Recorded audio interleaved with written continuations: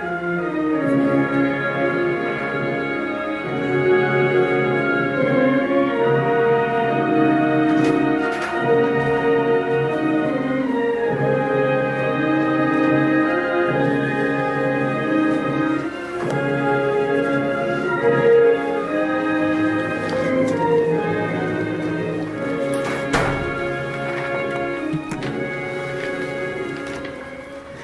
New York, where the American stage begins, NBC presents Best Plays, transcribed with John Chapman.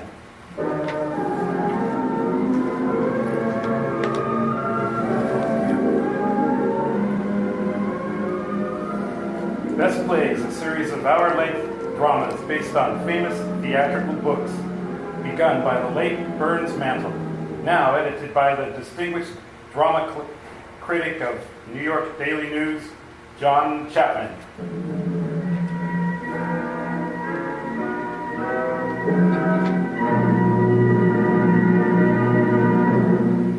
Mr. Chapman. Good evening. Almost 600 years ago, a man named Geoffrey Chaucer coined a phrase. He couldn't spell very well, apparently, so what he wrote must have sounded to him something like this. Mordro will out certain, it will not fail. We've been practicing up on spelling and pronunciation during the last few centuries and have figured out that what Chaucer meant was murder will out, certainly, it can't miss. And so it can't. It rarely misses in the theater. The season of 1940-41 was an excellent one for murder and for comedy in the best plays of the Broadway theater. Owen Davis had adopted a novel by Francis and Richard Lockridge, Mr. and Mrs. North, about an attractive young couple's blundering their way into the detective business, and this play was a hit. Joseph Kesselring wrote another one about murder by the dozen, which he originally titled Bodies in Our Cellar. This turned out to be Arsenic and Old Lace, which had 1,444 performances. Only 6 other plays in the history of the Broadway stage have ran longer.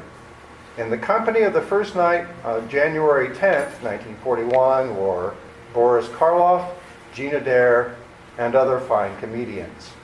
Now, in this Best Plays performance, we had Mr. Karloff and Donald Cook as 2 strangely different brothers. Mr. Cook currently is starring in the Broadway hit The Moon is Blue. Our company also includes Gina Dare and Edgar Stelly from the original production, and Evelyn Varden as the nice little old lady who likes to give all of her guests elderberry wine. The performance is beginning.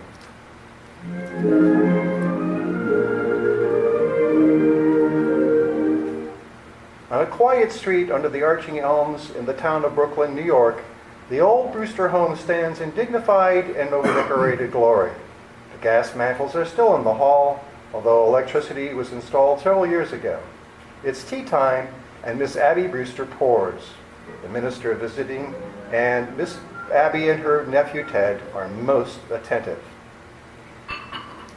Won't you have another biscuit, Dr. Harper? Oh, no, Miss Abby. I always eat too many of your biscuits just to taste that lovely jam. But you haven't tried the quince. We always put a little apple in it to take the tartness out. We'll send you over a jar. Teddy, more tea? What? Oh, bully. Miss Abby, I've been meaning to speak to you about your nephew, Mortimer, I mean. Oh, yes. I understand he's taking Elaine to the theater again tonight. Teddy, your brother Mortimer will be here a little later. Delighted. We're so happy it's Elaine that Mortimer takes to the theater with him. Miss Abby, I'll be frank with you. I do not entirely approve of your nephew's unfortunate connection with the theater. A drama critic is constantly exposed to the theater, and I fear some of them do develop an interest in it. Well, not Mortimer. You need have no fear of that. Why, Mortimer hates the theater. Really? Oh, yes. He writes awful things about the theater. But you can't really blame him, poor boy. He was so happy writing about real estate, which he really knows something about. And then they just made him take this terrible night position. My. But as he says, the theater can't last much longer anyway. And in the meantime, it's a living. Oh, now who do you suppose that is? I'm coming! I'm coming! Well, hello, Miss Brewster. How are you, Officer Brophy? Come in. Thank you. Afternoon, sir. Sire, what have you brought me? Colonel, I have nothing to report. Splendid. Thank you, sir. At ease. And we've come for the Christmas toys, Miss Brewster. You know, that's a splendid job you men do fixing the toys for the children. Yeah, well, it gives us something to do when we sit around the station. You get tired of playing cards. Then you start cleaning your gun, and the first thing you know, you shot yourself in the foot. Teddy, dear, go upstairs and get that big box from your Aunt Martha's room. Delighted. That's right, dear. Up the stairs. How is Mrs. Brophy today? Pneumonia. Oh, I'm sorry to hear that. Charge! Oh, she's better now. A little weak still. Well, I'm going to tell Sister Martha, and she'll bring me over some beef broth for her. I'll be right back. Now, don't bother, Miss Abby. You've done so much for her already.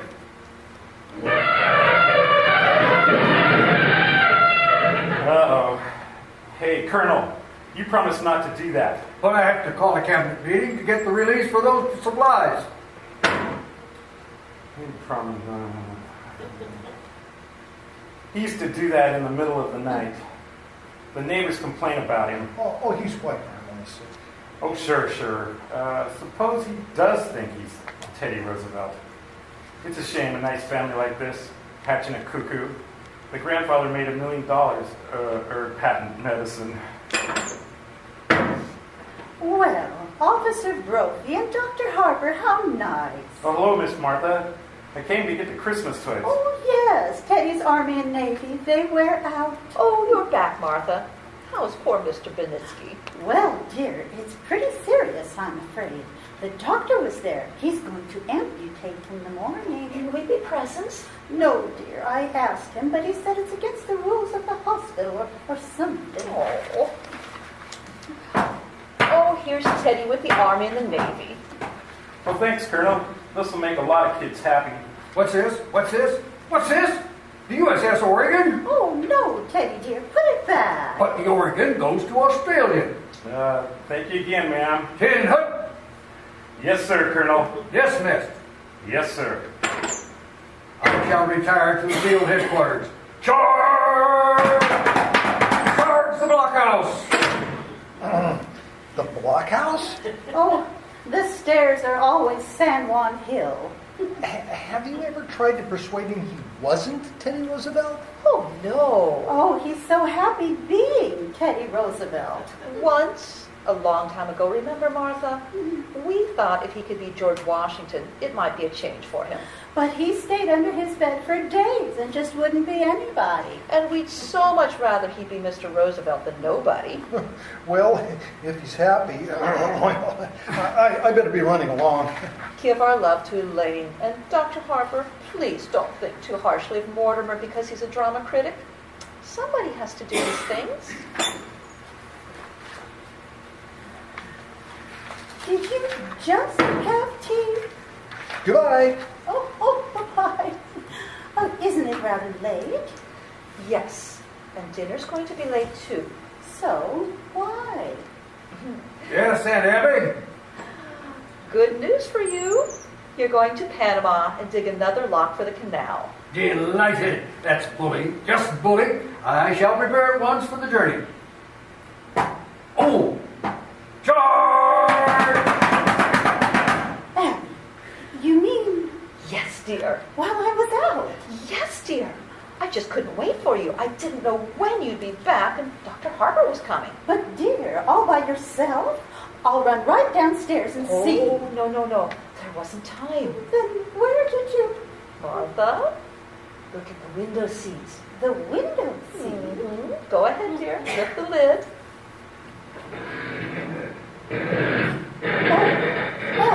Oh, Abby, isn't it just too delightful? And to think you managed it all by yourself.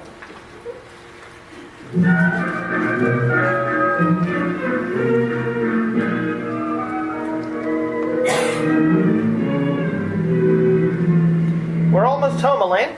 Now make up your mind. Where do you want to go for dinner? Oh, I don't care, Mortimer. Really? Well, suppose we wait till after the show. Well, that'll make it pretty late, won't it? Not with the little stinker we're seeing tonight. Oh, I was hoping it'd be a musical. They seem to have a humanizing effect on you, darling. After a serious play, we joined the proletariat in the subway, and I listened to that lecture on drama.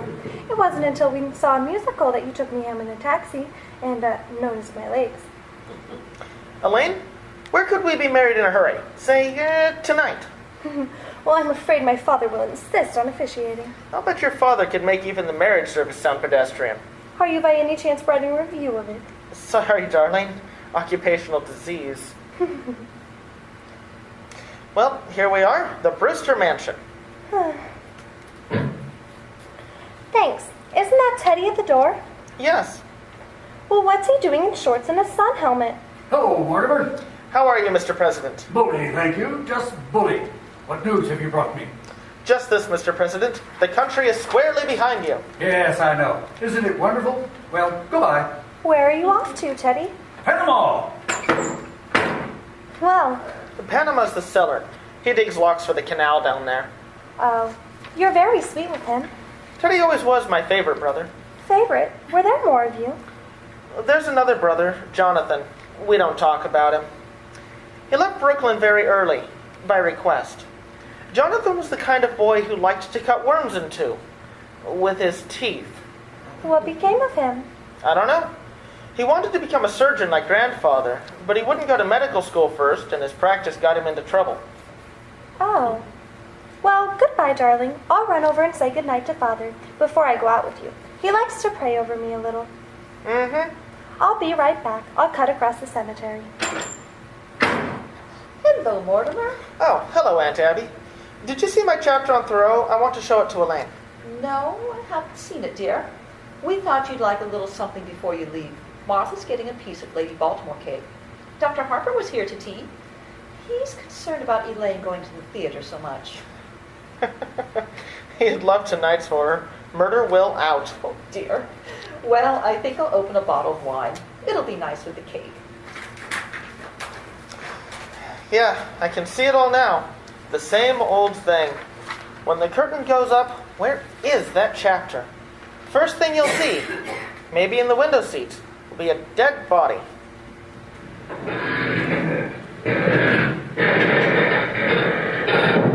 Sure, just like this one. A dead body? A dead body. There's a happy land far, far away. Oh, Lady Baltimore cake is so nice with a little wine, don't you think, dear? And Martha? Aunt Abby? Mm-hmm. Yes, dear? You told me you were going to make plans for Teddy to go to that sanitarium. Happydale? Yes, dear. It's all arranged. Teddy has to sign the papers. He's got to sign them right away. Well, you've got to know sometime. I'm frightfully sorry. But I've got some shocking news for you. Teddy's killed a man. Oh, nonsense, dear. There's a body in that window seat. Yes, dear, we know. Oh, well, you know? Now, Mortimer, just forget about it. Forget you ever saw the gentleman. Forget? You never dreamed you'd peek. But who is he? His name is Hoskins. Adam Hoskins. That's really all I know about him, except that he's a Methodist. Well, what's he doing here? What happened to him? He died. Aunt Martha, men don't just get into window seats and die. No, he died first. Well, how? Oh, Mortimer, don't be so inquisitive. The gentleman died because he drank some wine with poison in it. How did the poison get in the wine? Well, we put it in the wine because it's less noticeable. When it's in the tea, it has a distinct odor. You put it in the wine? Yes, and I put Mr. Hoskins in the window seat because Dr. Harper was coming. Oh, so you knew what you'd done. You didn't want Dr. Harper to see the body? Well, not in tea. That wouldn't have been very nice. Now you know the whole thing, Mortimer. Just forget about it. I do think Martha and I have the right to our own little secrets. Butterplates, Martha? Butterplates? Yes, dear, of course. Oh, Abby, while I was out, I dropped in on Mrs. Schultz. Oh. She's much better, yes, and she would like us to take Junior to the movies again. Oh, well, we must do that tomorrow or the next day. Yes, but this time we'll go where we want to go.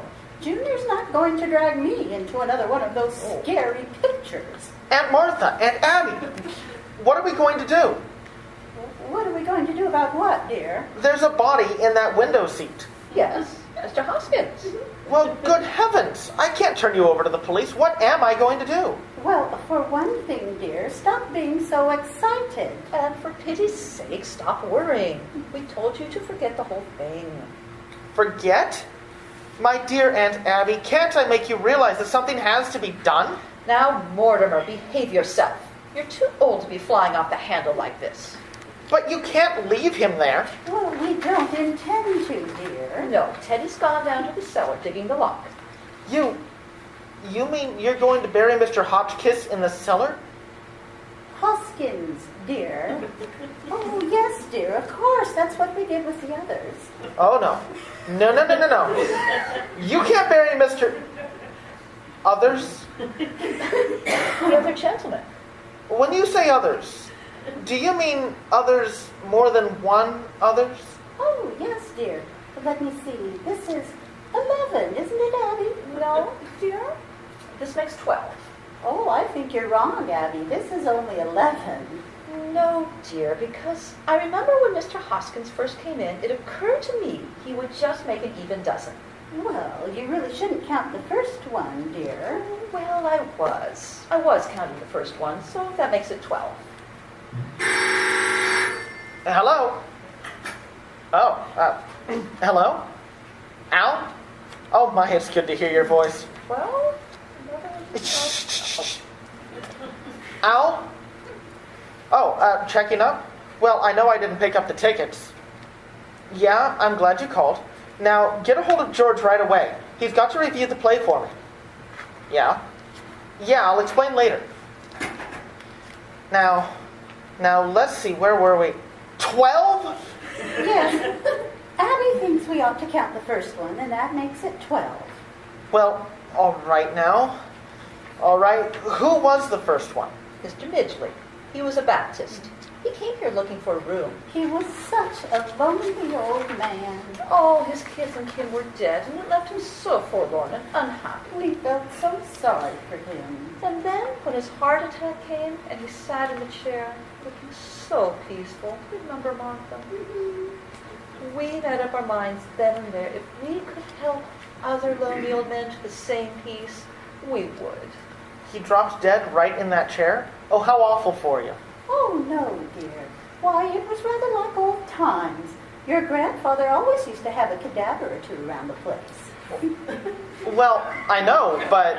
You see, Teddy had been digging in Panama, and he thought Mr. Midgley was a yellow fever victim. That meant he had to be buried immediately. So we all took him down to Panama and put him in the lock. And that's how it started. Of course, we realized we couldn't depend on that happening again, so... You remember those jars of poison that had been up on the shelves in Grandfather's laboratory all these years? And you know your Aunt Martha's knack for mixing things. You've eaten enough of her piccalilli. Well, dear, for a gallon of elderberry wine, I'd take 1 teaspoon of arsenic, then add half a teaspoon of strychnine, and then just a pinch of cyanide. Should have quite a kick. Yes. As a matter of fact, one of our gentlemen found time to say, "How delicious." Yes, he did. Well, we'll have to get things started in the kitchen for supper. I wish you could stay, Mortimer. I'm trying out a new recipe. I couldn't eat a thing.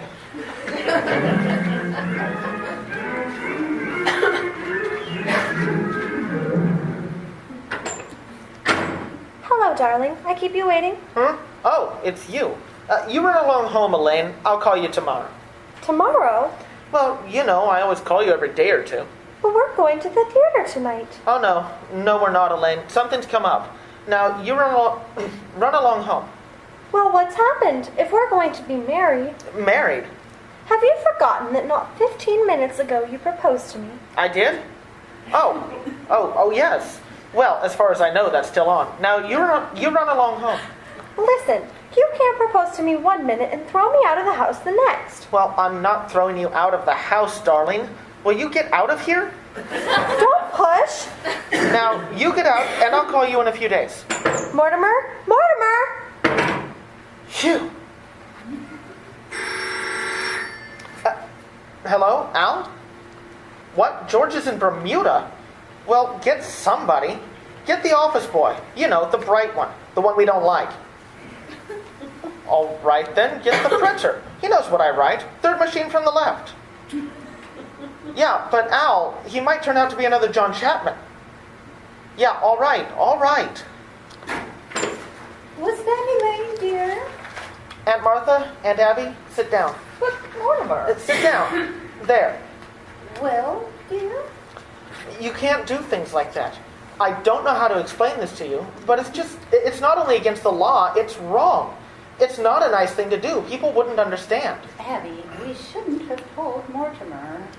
Well, what I mean is, this has developed into a very bad habit. Mortimer, we don't try to stop you from doing the things you like to do. I don't see why you should interfere with us. Hello, Al? Oh, all right. Well, all right. I'll see the first act and tear it to pieces. All right.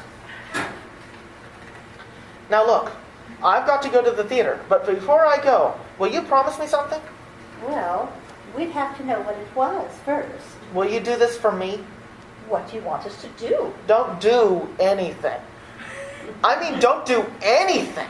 Don't let anyone in this house, and leave Mr. Hoskins right where he is. Why?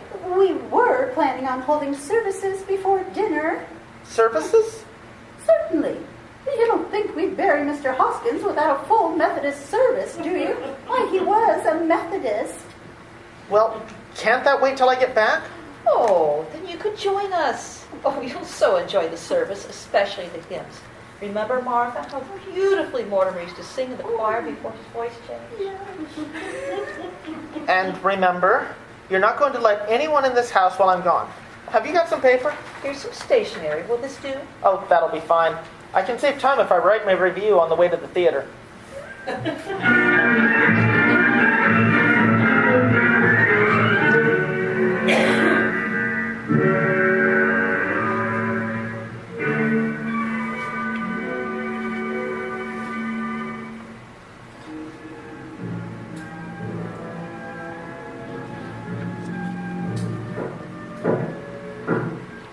Come in, Doctor. I'm right behind you, Johnny. Well, this is the home of my youth. Oh? As a boy, I couldn't wait to escape from this place. Now, I'm glad to escape back into it. Yeah, Johnny, it's a fine hideout. The family must still live here. There's something so unmistakably Brewster about the Brewsters. I hope there's fatted calf awaiting the return of the prodigal. Yeah, Johnny. Oh, look, Johnny, a drink. Elderberry wine. Good omen. Here's to you, Johnny. Who's that? Who are you? What are you doing here? Why, Aunt Abby, Aunt Martha, I'm Jonathan. You get out of here. Oh, but I'm Jonathan, your nephew Jonathan. No, you're not. You're nothing like Jonathan, so don't pretend you are. You just get out of here. But Aunt Abby, I am Jonathan. And this is Dr. Einstein. And he's not Dr. Einstein either. Not Albert Einstein, Dr. Herman Einstein. His voice is like Jonathan's. Have you been in an accident? No, my face. Dr. Einstein is responsible for that. He changes people's faces. Abby, I've seen that face before. Oh, do you remember when we took the little Schultz boy to the movies? And I was so frightened. It was that face. Aunt Abby, Martha. Easy, Johnny. Now, don't worry, ladies. The last 5 years, I give Johnny 3 new faces. The last one, I saw that picture too. Just before I operated, I was intoxicated. You see, Doctor, you see what you've done to me, even my own family. Johnny, you're home. These are your lovely aunts. They know you. Well, Jonathan, it's been a long time. Where have you been all these years? Oh, England, South Africa, Australia, and the last 5 years Chicago. Dr. Einstein and I were in business there together. Oh, we were in Chicago for the World's Fair. Yes, we found Chicago awfully warm. Yeah, it got hot for us too. Well, it's wonderful to be in Brooklyn again. And you, Abby, Martha, you don't look a day older. Just as I remembered you. Sweet, charming, hospitable, and dear Teddy. I remember him so high. Did he get into politics? You know, Doctor, my little brother was determined to become president. Yeah? Well, Jonathan, it's very nice to have seen you again. Well, bless you, Aunt Martha. It's good to be home again.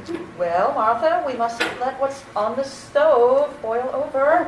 Oh, yes, of course. If you'll excuse us, Jonathan. Unless you're in a hurry to go somewhere. Martha! Oh, yes, I'm coming, Abby. Well, Johnny, where do we go from here? The police have pictures of that face. I've got to operate on you right away. We've got to find some place for Mr. Spinalzo, too. Oh, don't waste any worry on that rat. But, Johnny, we got a hot stiff on our hands. You can't leave a dead body in the rumble seat. You shouldn't have killed him, Johnny. He's a nice fella. He gives us a lift, and what happens? He said that I look like Boris Karloff. That's your work, Doctor. You did that to me. Now, Johnny, we find a nice place. I fix you up quick. Tonight. Johnny, I got to eat first. I'm hungry. I'm weak. Jonathan, we're glad you remembered us and took the trouble to come in and say hello. But you were never happy in this house, and we were never happy while you were in it. So we've just come to say goodbye. No, but Aunt Abby, I promised Dr. Einstein that if ever we came to Brooklyn, I'd bring him here for one of Aunt Martha's home-cooked dinners. Yeah. I'm sorry. I'm afraid there wouldn't be enough. Oh, Abby, it's a pretty good-sized pot roast. Oh, hot roast. I think the least we can do is... Well, thank you, Aunt Martha. We'll stay to dinner. Well, we'll hurry it along. And Jonathan, if you want to freshen up, why don't you use the washroom in Grandfather's old laboratory? Ah, is that still here? Oh, yes. Come along, Martha. We're all in a hurry. Well, we get a meal anyway. Grandfather's laboratory. Doctor, a perfect operating room. Oh, too bad we can't use it. I'll handle this. Why, this house will be our headquarters for years. You mean, oh, that would be wonderful, Johnny. This nice, quiet house and those aunts of yours. What sweet ladies. I love them already. I get the bags from the car. But we must wait till we're invited. And if they say no? Doctor, two helpless old ladies.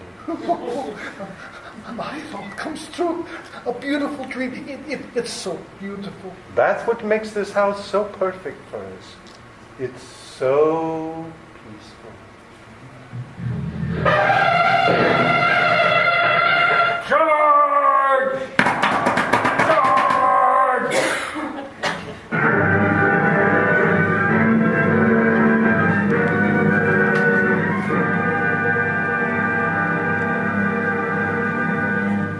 Richard Lockridge, co-author of Mr. and Mrs. North, took a sporting view of Arsenic and Old Lace on that January 1st night in 1941. His own play was about to open 2 nights later, but here he was, the drama critic of the New York Sun, bound to report truthfully on what he thought about arsenic. Lockridge wrote, "It is a noisy, preposterous, incoherent joy. You wouldn't believe that homicidal mania could be such great fun." This was gallant of him, and accurate too. Now, our second act of Arsenic and Old Lace begins.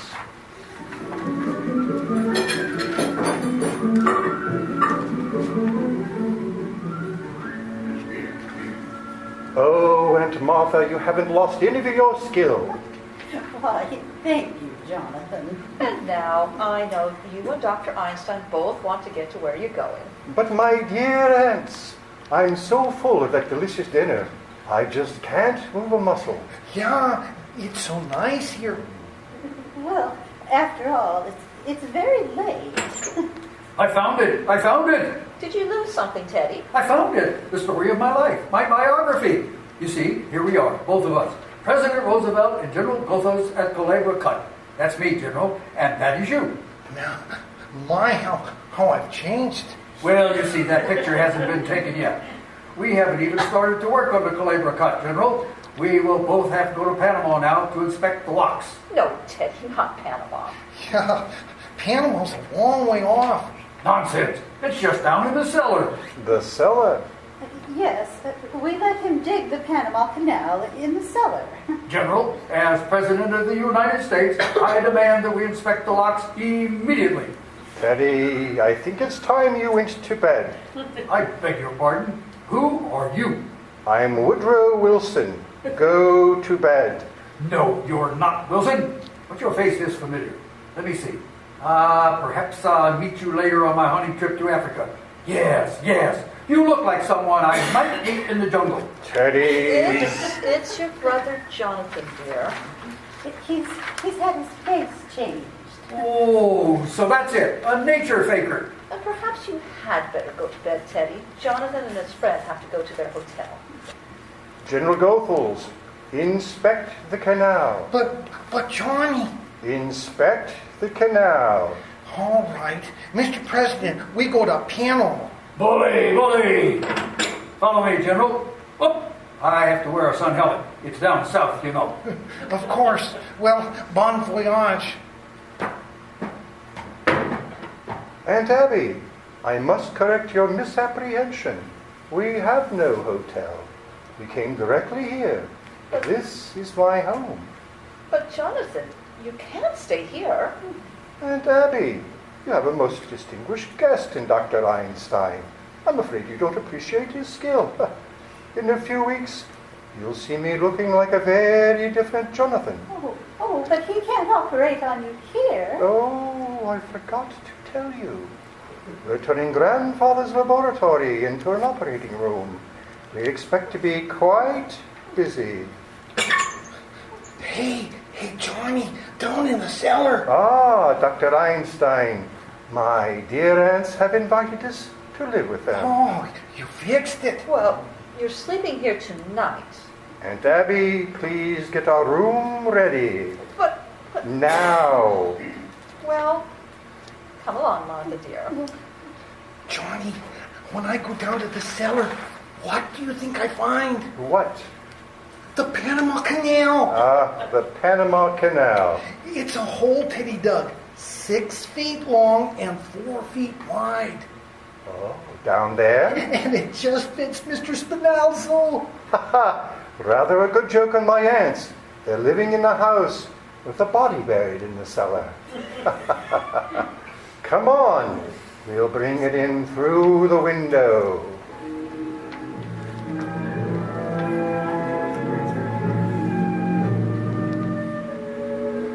Oh, poor dear Mr. Hoskins. He's been so patient in the window seat. I think Teddy had better get Mr. Hoskins downstairs right away. Abby, I will not invite Jonathan to the funeral services. Oh, no. We'll wait until they've gone to bed and then come down and hold the services. The General was very pleased. He says the canal is just the right size. He says Teddy, there's been another yellow fever victim. Oh, dear me. This will be a shock to the General. But I'll have to tell him. Army regulations, you know. No, Teddy. We must keep it a secret. Yes. A state secret? Yes, a state secret. Promise. You have the word of the President of the United States. Cross my heart and hope to die. Puh, puh. Now, Teddy, you must take the poor man down to the canal. And we'll come down later and hold services. You may announce that the President will say a few words. Where is the poor devil? He's in the window seat. Oh, seems to be spreading. We've never had a yellow fever there before. We go. He died for his country. Open the cellar door, Aunt Abby.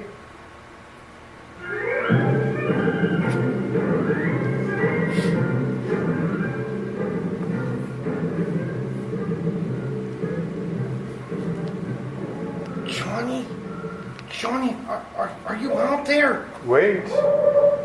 I'll lift up Mr. Spinalzo. Wait, I can't see good, Johnny. It's so dark. What happened? Someone left the window seat open. I fell in. Well, get out and take Mr. Spinalzo. Oops, I lost a leg. Here. Johnny, somebody's coming. Get him in the window seat. Quick. All right. Give me a hand in through the window. Here, are you in? Yes. Miss Abby? Miss Martha? Miss Abby, it's so dark in here. Who are you? Elaine Harper. I live next door. Turn on the lights, Doctor. Yeah. Who are you? Where are Miss Abby and Miss Martha? Perhaps we'd better introduce ourselves. This is Dr. Einstein. Dr. Einstein, I suppose you're going to tell me that you're Boris. I'm Jonathan Brewster. Oh, you're Jonathan. Oh, you heard of me. Just this afternoon. Well, I'll be running along home. Oh, no. I think she's dangerous. She's seen us. Let her go, Johnny. She saw us. Remember that. Stay away from me. Take your hands off me. Oh, Teddy. It's going to be a private funeral. Teddy, tell these men who I am, please. What? That's my daughter, Alice. Oh, no. Charge! Doctor, your handkerchief. Oh, help! Help! Get her down to the cellar. Quick. Right this way. Come, please. What's going on down there? What are you doing? What's happening? We caught a burglar, a sneak thief. Go back to your room. Look out, Johnny. She got away. Let go of me. Elaine? Mortimer, where have you been? At the Henry Miller Theater. Who's this? This is your brother Jonathan, and this is Dr. Einstein. Well, I know this isn't a nightmare, but what is it? I've come back home, Mortimer. Jonathan? You always were a horror, but do you have to look like one? Mortimer, have you forgotten the things I used to do to you when we were boys? Remember the times you were tied to the bedpost, the needles under your fingernails. It is, Jonathan. Oh, I remember. I remember you as the most vicious, venomous form of animal life I ever knew. Now, don't you boys start quarreling with each other the minute you've seen each other. Jonathan, you're not wanted here. Now get out. Well, I'm sleeping here tonight, in your room. Johnny, maybe we better sleep down here. On the window seat? The window seat? Window seat? Yeah, the window seat. Oh, the window seat. Well, maybe I'd better sleep down here. Oh, we wouldn't trouble you. We insist on sleeping down here. Doctor, we'll go up and get our bags. We have to have the room in a moment, Mortimer. Mortimer, What's the matter with you, dear? I have almost been killed. You've almost been... Abby? Martha? Oh, no, it was Jonathan. He mistook her for a sneak thief. Would you like some coffee, dear? Oh, great idea. Coffee, sandwiches? I haven't had any dinner. Well, we'll get it ready. Come, Abby. No wine. No, dear. I'm sorry it's so late, Elaine. But it's after 12 and 12! Elaine, you've got to go home. What? Mortimer, I want to know where I stand. Do you love me? I love you very much, Elaine. I love you so much, I can't marry you. Have you suddenly gone crazy? Oh, I don't think so.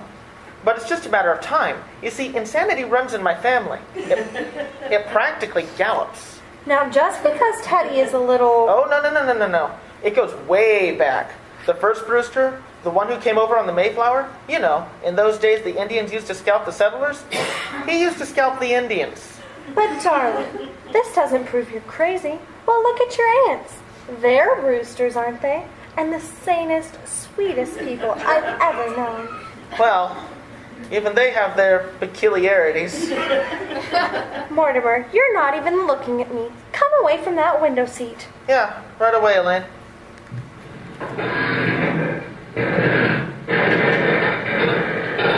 Ah! Another one. Elaine, you've got to go. Something very important has just come up. Up? From where? We're here alone together. Elaine, if you love me, will you get the devil out of here? Mortimer, will you kiss me goodnight? Why, of course, darling. Quickly. Well, good night, dear. I'll call you in a day or two. You critic! Aunt Abby, Aunt Martha, come in here. Yes, dear. What is it? Oh, where's Elaine? You promised me. Who is that in the window seat? No one, dear. Look.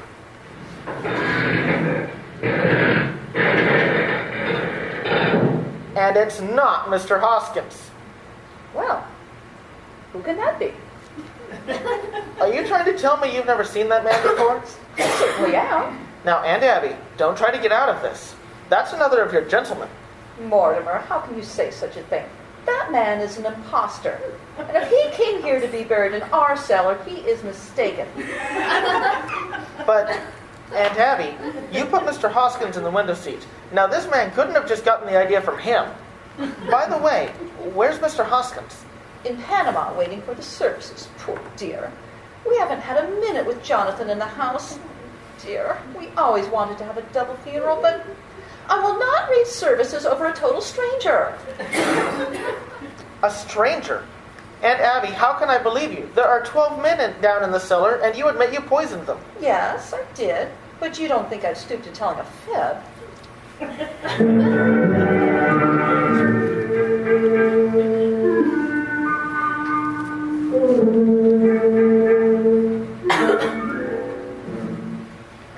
Jonathan, I want a word with you. Aunt Abby, Aunt Martha, I think Jonathan is leaving at once. Oh, no, Mortimer. Oh, yes. And you're taking your cold companion with you from the window seat. The window seat? You're my brother, and I'm going to give you a chance to get away. And if you don't take it, I'm going to call the police. Mortimer, remember, what happened to Mr. Spinalzo can happen to you, too. Oh, dear. Come in. Why, Officer Brophy. Hello, Miss Martha, Miss Abby. I saw your lights on, and I thought there might be sickness in the family. Oh, come in, officer. This is my brother Jonathan. Oh? Hey, he looks familiar. Ain't I seen him somewhere? I don't think so. Yes, it's too bad Jonathan can't stay, isn't it? Well, if everything's all right. Oh, don't go, officer. Stay and have some coffee and a sandwich. Well, if you say so. Well, I'll go into the kitchen while Jonathan collects his things. All his things. Come along, officer. Yeah, sure. Say, Mr. Brewster, I've been meaning to ask you about the play I've been writing. Doctor, this affair between my brother and me has got to be settled. Now, John, We're going to sleep right here tonight. with the cop in the kitchen and Mr. Spinalzo in the window seat? That's all he's got on us. So we take Mr. Spinalzo down and we dump him in the bay and come right back here. Hide the suitcases in the cellar. Go on. I think we should get out, Johnny. Johnny, come quick! What is it? The hole in the cellar. We got an ace in the hole.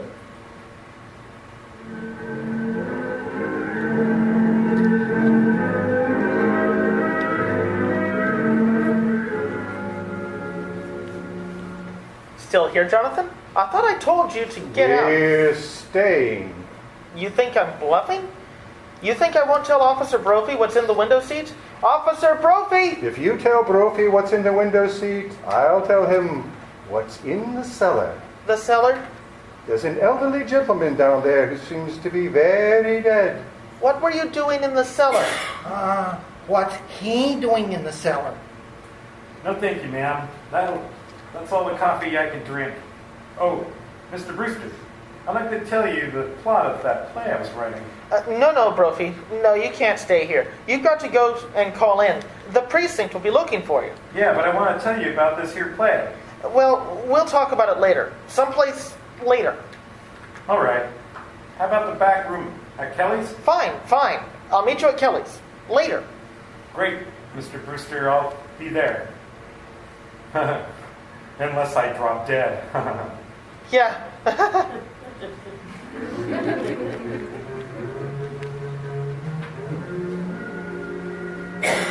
Is that you, Mortimer? It's Jonathan, Aunt Abby. Mortimer went out Where are you going?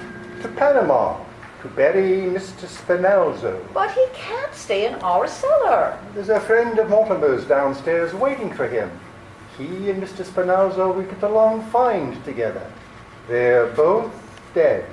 That must be Mr. Hoskins. You know about what's downstairs? Of course we do. And he's no friend of Mortimer's. He's one of our gentlemen. Your gentleman? Besides, there's no room for Mr. Spinalzo. The cellar's crowded already. Crowded? With what? There are 12 graves down there. 12 graves? And that leaves very little room, and we're going to need it. You mean you and Aunt Martha have murdered? Murdered? Certainly not. It's one of our charities. So you just take your Mr. Spinalzo out of there. You've done that here in this house? And you buried them down there? Johnny, we've been chased all over the world. They stay right here in Brooklyn, and they're just as good as you. What? You've got 12, and they've got 12. Oh, I've got 13. No, Johnny, 12. 13, there's Mr. Spinalzo. Yeah? And the first one in London, 2 in Johannesburg, 1 in Sydney, 1 in Melbourne, 2 in San Francisco, 1 in Phoenix. Phoenix? The filling station. Oh, yeah. The 3 in Chicago, and the 1 in South Bend. That makes 13. But you can't count the one in South Bend. He died of pneumonia. He wouldn't have got pneumonia if I hadn't shot him. No, Johnny. You got 12 and they got 12. The old ladies are just as good as you are, Johnny. Oh, they are they? Well, that's easily taken care of. All I need is 1 more, that's all. Just 1 more. Well, here I am.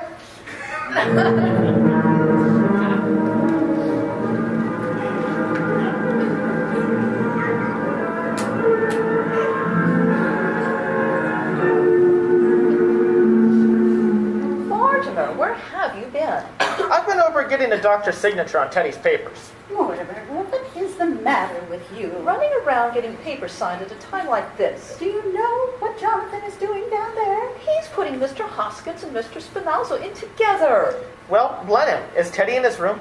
Teddy won't be any help. Well, you had to go and tell Jonathan about those 12 graves. If I can make Teddy responsible for those, I can protect you, don't you see? No, I don't see. And we pay taxes to have the police protect us. We'll call them. But but you can't. They'll find out about Mr. Hoskins and the other 12 gentlemen. Mortimer, I don't think the police would pry into our private affairs if we asked them not to. No. You can't do this. I won't let you. Well, if Jonathan and Mr. Spinalzo are not out of the house by morning, we're going to call the police.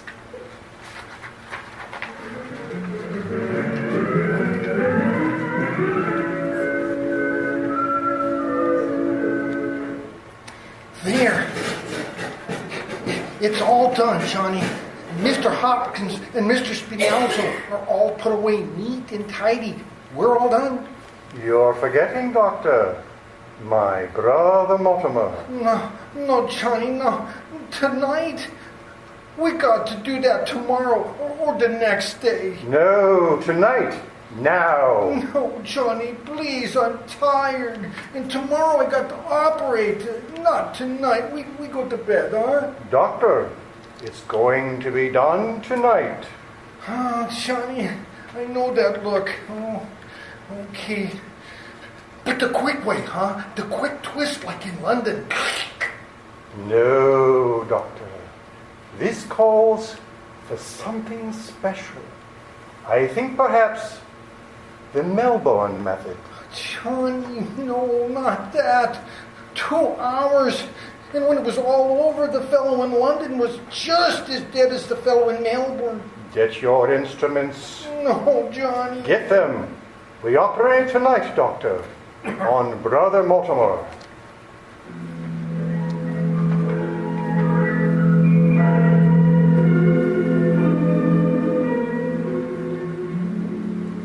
My bugle, Mortimer. Hand me my bugle. No, Mr. President. Just sign these papers. I cannot sign any proclamation without consulting my cabinet. But this must be a secret. A secret proclamation? How unusual. Japan mustn't know until it's signed. Oh, Japan, eh? I'll sign it right away. I'll take it into the closet. A secret proclamation has to be signed in secret. But at once, Mr. President. I'll have to put on my signing clothes. Interview at an end. Thank you, Mr. President. Sign it right away. Close the door, Doctor. Now, won't you sit down, Mortimer? Oh, don't you on the handkerchief? It's imported lace. Doctor, the curtain cord. Yeah. Mortimer, I've been away for 20 years, but every night I dreamed of you. In London, I dreamed of you. And in Melbourne, there, tight and neat. Now, Doctor, your instruments. We go to work. Please, Johnny, for me, the quick way. All ready for you, Doctor. I gotta have a drink. I can't do this without a drink. The wine. Remember this afternoon? Where did that old lady put... Oh, here it is. Elderberry wine. I split it with you. We both need a drink. Very well, Doctor. We'll drink to Mortimer. To my dear dead brother. Oh, God. Cabinet meeting on the double. That idiot. He goes next. No, not Kenny. That's where I stop.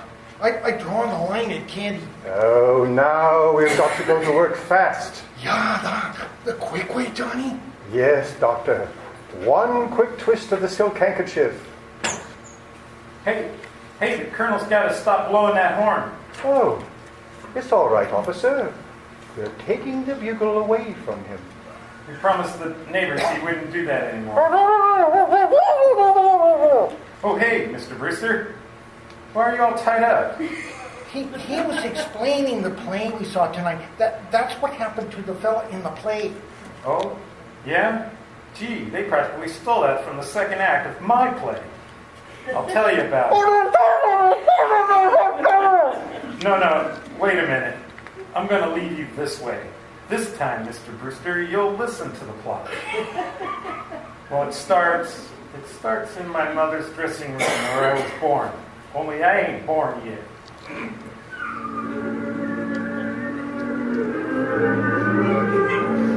then we get back to my mother. There she is, lying unconscious in her lingerie. The fiend is standing over her with an axe. There. How do you like it so far, eh, Doctor? Well, it put Johnny to sleep. Oh, that's just the second act. Now, the third act. Johnny, wake up. I can't wake him. What's going on in here? Johnny, it's cops. Brophy. Oh, hiya, Lieutenant. This is Mortimer Brewster. He's going to help me write my play. Did you have to tie him up to make him listen? The whole precinct is out looking for you. It's 8 o'clock in the morning. Give me the phone and untie him.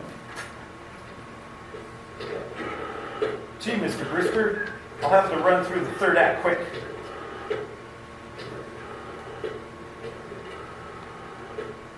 Hello, Captain. Oh, Brophy's here. You don't have to worry.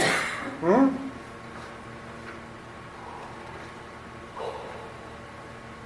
Yeah, we found him in the Brewster house, so you can call off the big manhunt.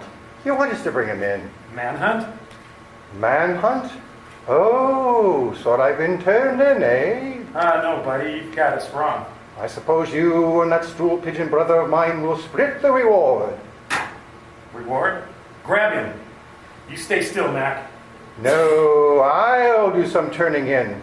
There are 13 bodies buried in our cellar. Oh, yeah? Well, I'll show you. You come on down to the cellar with me. 13 bodies. What do you think? Well, maybe you better go down, Joe. With him? Not me. He looks like Boris Karloff. Ah! Get him off me.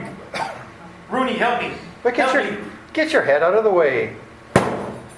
Oh. Phew, well, what do you know about that? Imagine him claiming there were 13 bodies buried in the cellar. Get him out of here. I'll have to drag him by the feet. I'll take him into the kitchen. Oh, what a story. 13 bodies in the cellar. Sir, there are 13 bodies buried in the cellar. And who are you? I'm President Roosevelt. Oh, what is this? He's the one that blows the bugle. Oh, dear me. Brother Jonathan, the yellow fever victim. No, Colonel. He's a spy we caught in the White House. Well, you get him out of here. Now you. Oh, didn't anybody untie you yet? Oh, here, I'll do it. Now, Lieutenant, listen to me. Oh, that crazy brother of yours has got to be put away. We don't want no more bugles blowing. Yes, I know. I have the papers right here. Teddy's going to Happydale. Now, about those 13 bodies. Yeah. Can you imagine what would have happened if that cockeyed story gotten around? And now he's starting to get a little fever scare. Huh. Just lucky I didn't fall for that story. 13 bodies.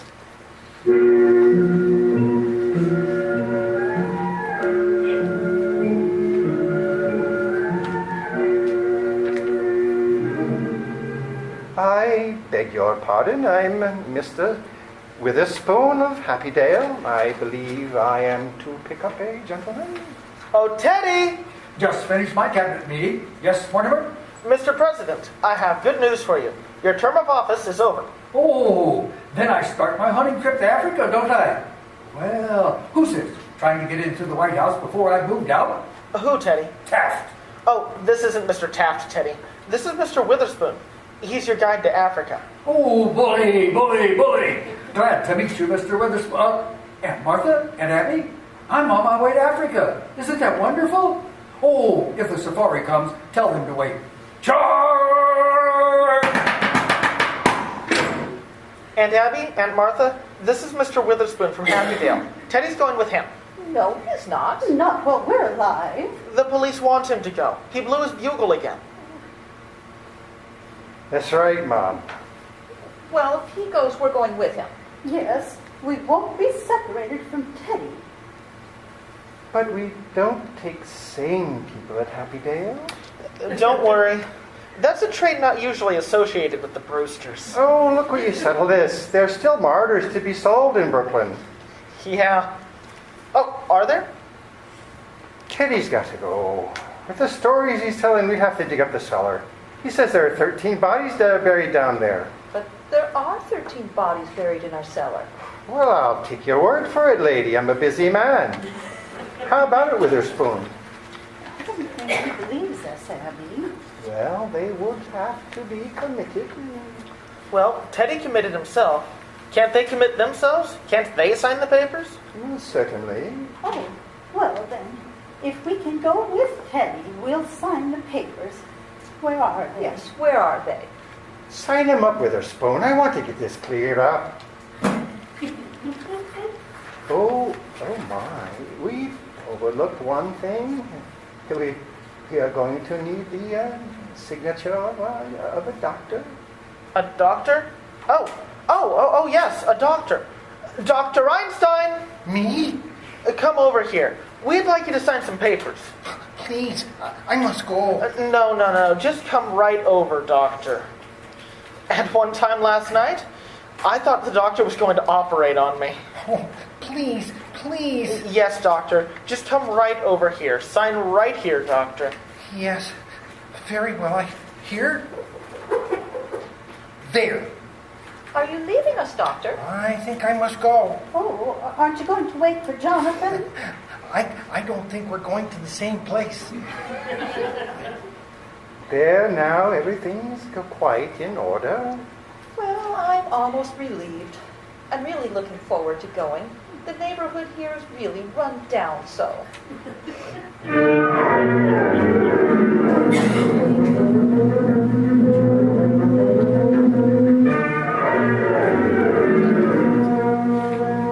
Well, Mortimer, we're all ready to go now. The house will be yours and we want you to live in it. Oh, no. No, Aunt Abby. The house is too full of memories. Oh, dear, but you'll need a house when you're married. I'm afraid I can't ever marry Elaine, or anybody. Oh, there's something else, Mortimer. You signed our papers as next of kin. Of course, why not? But you see, dear, you're not really a Brewster. Not a Brewster? No, dear. Your mother was a widow when she came to us as a cook, and you were born about 3 months afterwards. But she was such a good cook that we didn't want to lose her, so brother married her. I'm not really a Brewster? Now, don't feel badly about it, dear. Oh, no. Oh, it's a tragedy, isn't it? Nobody knows who your father is. He might be anybody. You're right. Well, isn't it wonderful? He might be anybody. I've got to tell Elaine. He might be anybody. All right, Jonathan, come on. I'm coming, Lieutenant. Goodbye, aunties. So this house is seeing the last of the Brewsters. Well, I can't better my record now, but neither can you. At least I have that satisfaction. The score stands even 12-12. Jonathan always was a mean boy. Never could stand to see anybody get ahead of him. I wish we could show him he isn't so smart. Well, ladies, perhaps we'd better be going. Martha? Yes, Abby? Yes. Mr. Witherspoon, does your family live with you up there? Oh, I have no family. Oh, that must make it very lonely for you. I suppose it does. Well, Martha? Mr. Witherspoon, I think at least we should offer you a glass of elderberry wine. Elderberry wine? Do you grow your own elderberries? No, but the cemetery's full of them. Well, you don't see much elderberry wine nowadays. I thought I'd had my last glass of it. Oh, no. Here it is. Well, ladies, to a long life.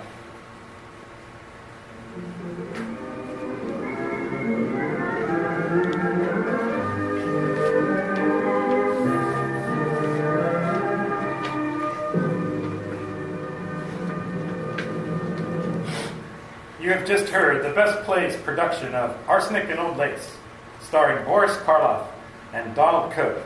Now, here again is your host, drama critic John Chapman.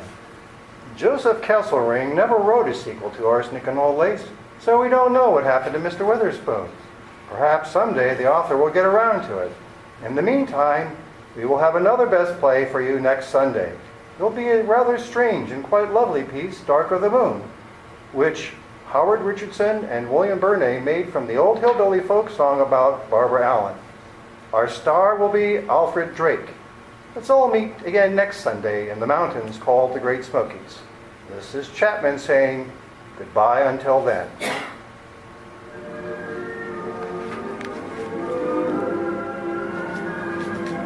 Arsenic and Old Lace was transcribed and adapted for radio by Ernest Kenoy.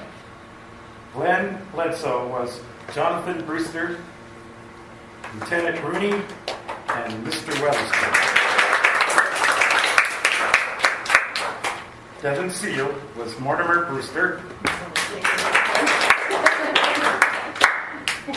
Karen Bledsoe was Abby Brewster. And Gail Booth as Martha Brewster. Andrew Shaw as the Reverend Dr. Harper and Dr. Ellenstein. David Smith as Teddy Brewster. Lizzie Bergstrom as Elaine. And myself, John Campbell, as Brophy. Sound was provided by Carl Jacobs.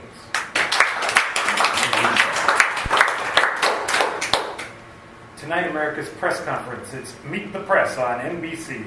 At 6:30.